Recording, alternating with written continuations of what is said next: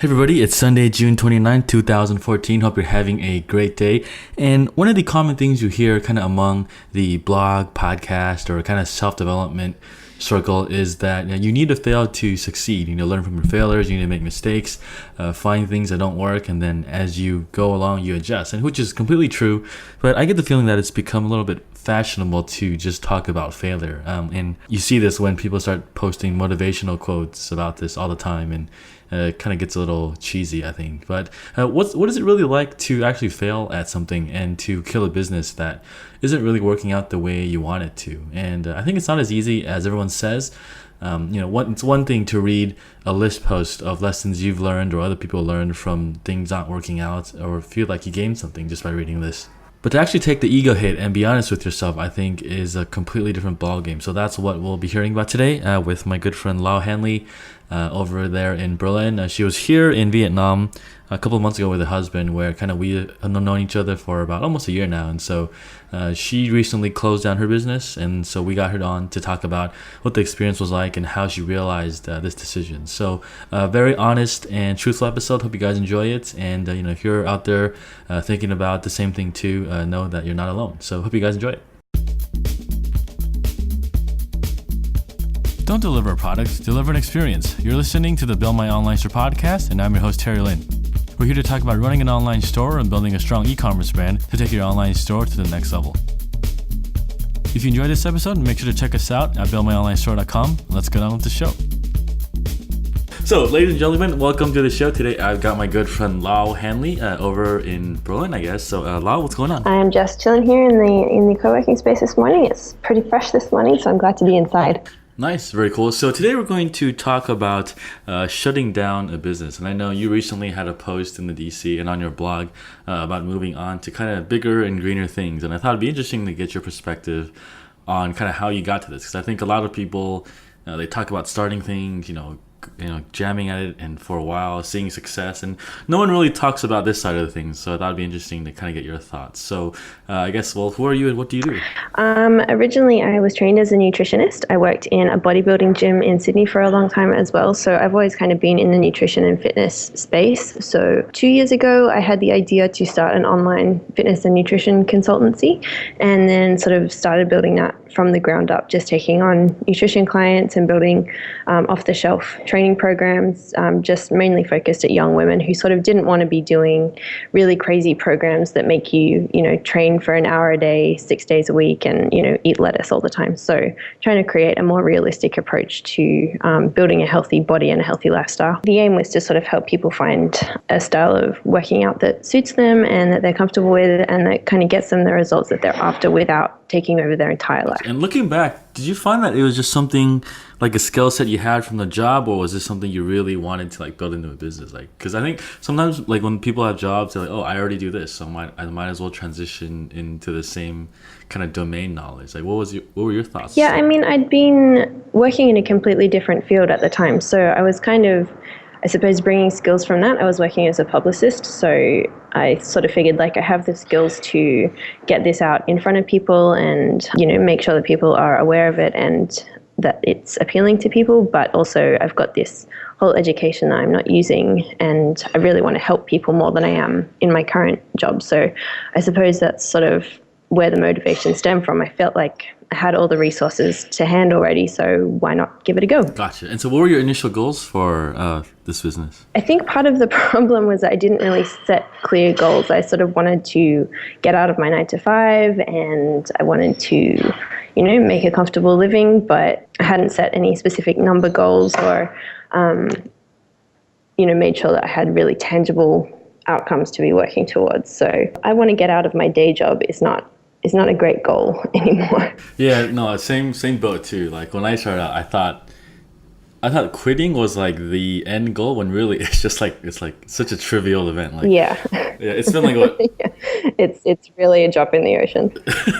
Yeah, it's you because you listen to all these blogs, podcasts. Oh, quit your job, start a business, and I just look at that. I'm like really, if this is such a big deal, get ready to deal with harder stuff. Yeah, much harder stuff. There were many days when I thought, why didn't I just stay in my job? It was so easy. Yeah, no, I actually had that thought a couple months ago, because It's been like what, almost a year since I left too, and then I still get messages from like my old colleagues, and it's like, man, like because you were here in Vietnam, right? It's like it's so hot here. I'm walking around at a cafe. I'm like, it'd be nice to just sit in a trading floor with AC and a food delivery. Like Yeah. it's actually not a bad life. So when you started Fears for Life, you start this with really high ambitions. Like when did you realize? When did you start hitting some roadblocks that kind of made you lose motivation a little bit here? I suppose like the first year of the business, like I didn't leave my job until about 6 months after I started it. So the first year of it was pretty exciting. There was a lot of early growth, lots of people subscribing to the email list and buying the initial programs and coming in for consults and stuff. So there was a lot of exciting stuff going on, and I sort of felt a bit like everything was just going really easily. And then I sort of developed this expectation that everything would always go this easily. But then people want lots of new stuff all the time. Novelty is often what keeps people coming back. And I sort of felt like after a product launch, we had a new program. We had designed it so that we would do basically an affiliate launch. And we'd had quite a lot of good feedback from the people we'd reached out to, and several big people in the fitness industry had said, yeah, I'll be on board for this, just like send me all the details and I'll promote it to my list, which would have gotten it in front of probably close to 100,000 people. But then when the time came to actually do it and, click the button, they didn't do it. And I could never get clear feedback from them on why that was. That kind of was a big hit to the confidence. And from there, I sort of started wondering, like, is this a product people are really interested in? Is it differentiated enough? Is there a clear enough value proposition? It's not as exciting and rah-rah as CrossFit is, and some of the other programs that are built specifically around like themed workouts and that kind of thing. So after that, I sort of felt like I put in so much work to get that launch off the ground, and then it just kind of fizzled. At our end, it did fine, like it converted really well on our list, but it was on a much, much smaller scale than we'd planned. So I suppose I started wondering at that point, like, I'm having a hard time scaling this on my own, but I also am having a hard time getting affiliates to commit. So that was sort of the point where I started wondering. And the thing is, like, at that point, it's like, is it my product that people don't want, or is it my marketing that's messed up, right? There's like a balance there. Yeah, exactly. To question yourself too, because sometimes you might have the right product, but your messaging. Yeah, exactly. And that's something you like maybe test and you figure out, or it's just something you don't want, but then people don't want. But then how far do you push until you'd be like, okay, this is I had something wrong here in my value proposition or product. Yeah, like, exactly. And because I was finding it so hard to get feedback on it, I couldn't figure out which one it was. I mean, at the time I sort of thought like, right, this is one setback, it's a big setback, but I'm going to push on with it. It's only one thing in the grand scheme of the business. Suppose that was kind of the trigger at which I sort of thought, I need to get a bit either more specific about what I'm working on and promoting it, or maybe just like changed it entirely. Yeah. So what did you do after that then? I started focusing more on getting personal nutrition clients. So working with them in 3-month blocks to basically figure out like exactly what their body needed and the best way for them to sort of manage the day-to-day things, just because what I was finding was that most people have got a pretty clear idea of like what's roughly healthy and, that they should be exercising and stuff, but it's the day-to-day minutiae that add up and sort of drive them down. So helping them to find exactly the routines and specifics that would help them get the results they wanted. Gotcha. So it's more like one-on-one consulting. Yeah, exactly. Type of thing. But did you find that was hard to scale too, or like what were some challenges with that? Time-wise, that's difficult because you can only sort of take on so many before you just run out of time in the week to work on them and do calls. And, people need a lot of attention, a lot of hand-holding. If they've come to a coach, they are kind of at the end of the line. They've just, exhausted all of their other options. So you really have to be on for them 24/7. And yet there's only so many clients you can do that for effectively. Yeah, especially with fitness, which something is like really discipline based, and like a lot of it depends on the client to execute. Right? Yeah, so absolutely. It's like, I think you can only do so much as a coach. Yeah, and I mean, I think, fitness and anything to do with your body always just feels really personal. So you want someone who's going to listen to you really carefully and consider what you've said really carefully, make sure you're getting lots of encouragement. So yeah, definitely it's a very hands-on approach to working. Yeah, I think the only model I've seen it work is like say like the movie 300, they get Gerard Butler to like eat nothing, and then he has like a Yeah. trainer. But that's like the really really high end like celebrity training. Yeah, exactly. And for somebody who's got, a 9 to 5 job and a partner and possibly kids, and, it's just not a realistic approach. So you have to tailor it to everybody. Yeah, interesting. All right, so you started with affiliate launch, and then you changed to kind of one-on-one consulting. Did you change it again after this? No, I kind of stuck with that model. I mean, we were still occasionally selling some of the like off-the-shelf programs, so that was just kind of ticking along. But yeah, it certainly wasn't at the level that I wanted it to be. But the sort of content marketing, social media marketing, wasn't seeming to create enough traction to kind of keep pushing forward with it. Yeah, I think one thing in our circles is I think you can tell when something has traction when people just naturally share it, and Yeah, kind of like you don't really have to push anything. Kind of like your post about like stopping this business. It kind of like got his own legs, Yeah. right? And we're here talking about it. So, so I guess when did you come up with the decision that say, all right, I'm gonna move on to different things, and like was that a hard decision to come to, or was it pretty like natural by the time you already got here? to be perfectly honest, that decision took me about 6 months to make.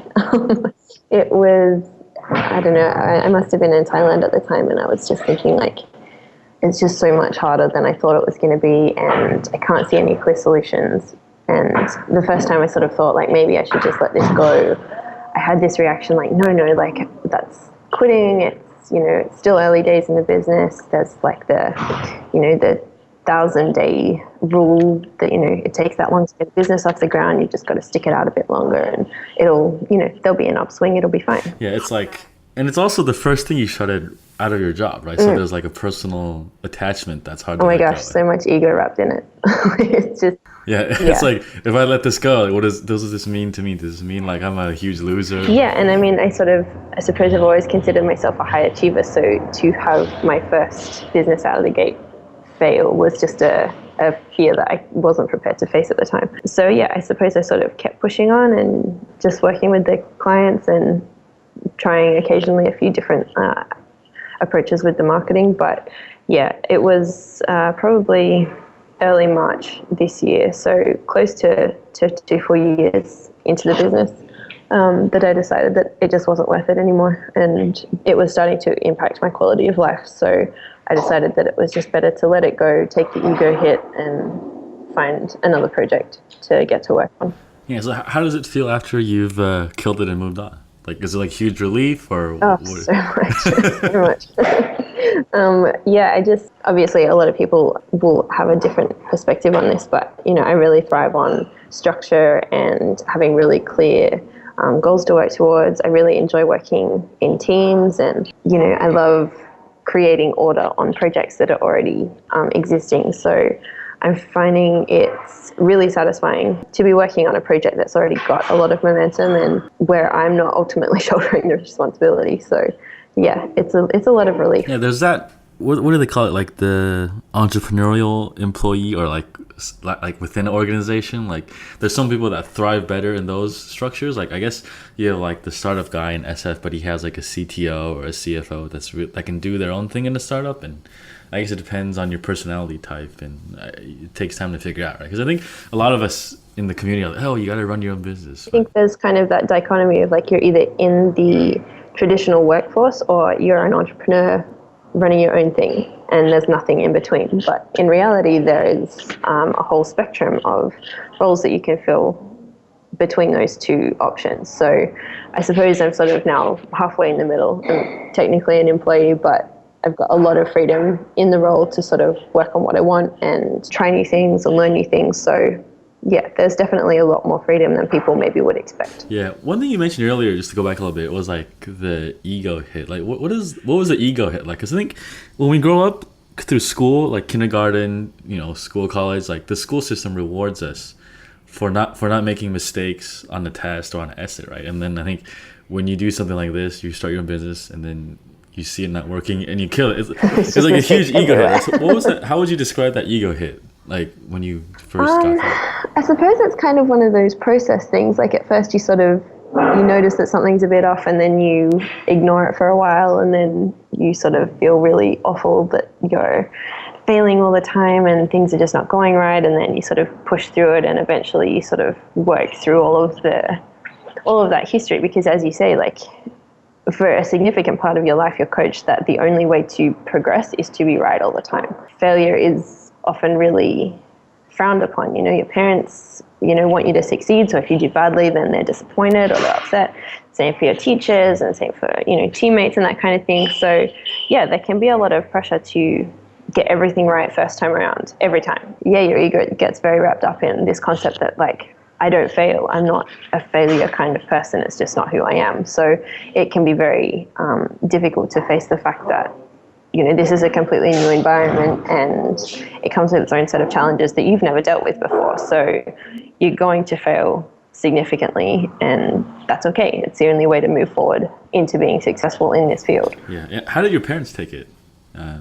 Did you tell them, or are they not plugged into what you do on a day-to-day basis? No, they were perplexed, I think, when I left my job, because it was in an industry that had always been really appealing to me. But they were always really supportive, and I think they kind of figured like, if you're getting by and you're having a good time, then good. But definitely they were both really supportive when I said that I'm not coping with this anymore and I'm going to get a job. So they both thought that was a good plan. And my mum actually was in Vietnam at the time that I was kind of making this decision. She arrived like 3 days after I'd sort of decided that I was going to get done with it. So it was good to have someone there who just was not part of the entrepreneurial echo chamber, to use a phrase from Jesse Lawler.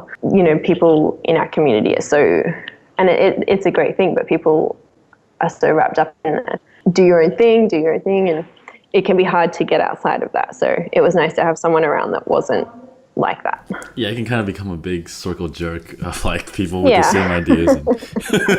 Yeah. So, and I mean, I think that's one of the things that's difficult ego-wise as well, because your whole community, like everybody in your social circle, is doing all of this great stuff, running their own projects, and it's like, oh, everybody else has got this right and I can't do it. Well, that's one thing I thought too. I always thought that everyone in our community was like just crushing it, until I actually got to Saigon, and I was like, oh, okay, like some people are actually still figuring it out here and there, and that's fine. It's just that I guess we have a tendency to like overestimate the competition, or like not put ourselves as high. Yeah, and also, there's that like highlight reel thing. Everybody only talks about like the amazing things that are happening. You don't hear about the days that you're up till 3 a.m. like freaking out that something's not working. So yeah, I think there's a skewed perspective there. Yeah, and it's not as glamorous to talk about when you're sweating bullets at 3 a.m. because you have no sales or something like that. No one wants to hear about that. Yeah, it's like, and if you tell someone, like, is it going to make you feel better? Like, I mean, I don't know. Sometimes like I struggle with that too. Yeah, I mean, I think there's times where you do decide to talk to someone about it. Usually the reaction is like, oh my God, I'm so relieved somebody else is going through that as well. Yeah. It's funny. Everybody's so defensive of, maintaining good appearances, but I think everybody, to some degree, and probably it becomes easier as you go along, but yeah, to some degree, everybody has those terrifying moments. So yeah, and I think no one goes on this lifestyle like to start your own business and to live anywhere to like flounder at it, right? No one wants that.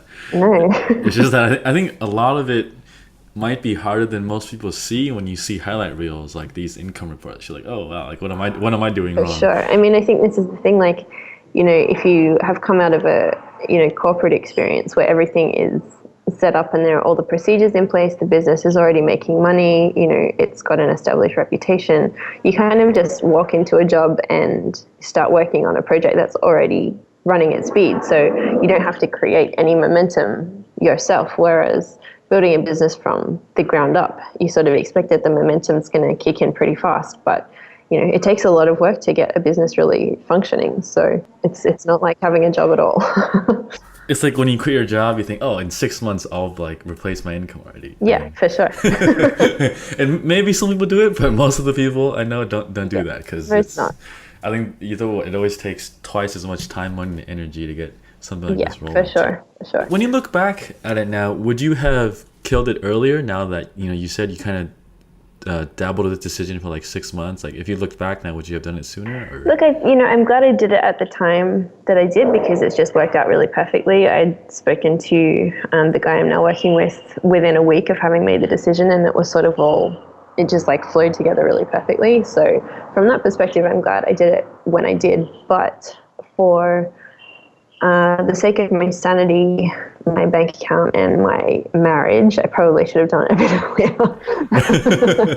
earlier. I've worked a lot with Rob, my husband, who and he's just been incredibly supportive the whole time and very patient. But my business was really the only source of conflict we've ever had in our relationship. So from that perspective, I think I should have seen it for what it was a bit earlier. Yeah. So since you dragged him on, I'm gonna go down this wormhole a little bit. Did he want you to kill it earlier, or like just real quick? What was the overview when you say conflict? We both had just kind of different perspectives on what would work for the business. Rob's an incredibly smart marketer, and he's got a lot of experience in it. And I sort of wanted to go a bit more of a like personal route, whereas he wanted to kind of scale it up with advertising and affiliates and stuff. So just kind of had a different feeling as to what would work for it. He basically left it to me. Like, we'd both worked on it for a long time, but ultimately it was my business. So he basically said, you do what you want with it, and I'll support you either way. Yeah. And I think some things like these, like maybe certain mistakes you just have to make on your own, and someone can tell you not to do it, but maybe because it's like your own thing, right? You're like, well, do I listen to my husband or do I do what I think is right? And sometimes you just have to, hit your head against the wall and then realize, oh, my head hurts. Yeah, exactly. Yeah. And I mean, we ended up definitely trying it both ways, and there was kind of mild success with both options. So I sort of figured like neither of the options, and both of us are quite experienced in putting products in front of people. Like, if neither approach is working, then maybe it's time to let it go. Yeah, exactly. And that's what's the killer, right? It's like something that works really well takes off on its own. Something that doesn't work falls on its face. But something that works decently, you can get caught in this kind of gray zone of like a lot of time wasted. Yeah, for sure. Exactly. All right, very cool. So I guess what are you working on now then, now that you've kind of moved on from this? Well, now I'm actually working with an e-commerce store. I'm doing all of their marketing and SEO stuff, looking after an intern that's also working for us. So yeah, it's a varied role, and it's a nice combination of stuff that I can do blindfolded with stuff that's totally new. So I'm really enjoying the varied workflow, and also just having a clear defined role and a clear goal to be working towards as well. It's just really satisfying. Gotcha. So it's like a store that's already running and you're just kind of helping with the marketing side of things, whether is that PPC, SEO, or what kind of work are you doing? More sort of organic stuff. Ah, gotcha. So like content, things like that. Yeah, they've got a whole bunch of PPC stuff already in place. So yeah, it's all set up. But just building some SOPs for them at the moment, just to kind of, I think it's easy for people who have been running their businesses for a long time to create this amazing thing, but all of the information on how to run it is in their head. So when they start taking on staff, it's really hard to train them and extract themselves from the business. So ultimately that's what I want to do for my new boss, is to enable him to extract himself a bit from the business by creating processes and that kind of thing. So gotcha, very cool. And so last thing, what would you think is the biggest lesson you learned kind of killing your first business that you'll bring into like this new role you're having right now? I would say the most important thing is just to be super honest about what you're trying to achieve and what your business's goals are, and about who you are in that role as well. You've got to understand what your strengths and weaknesses are and be able to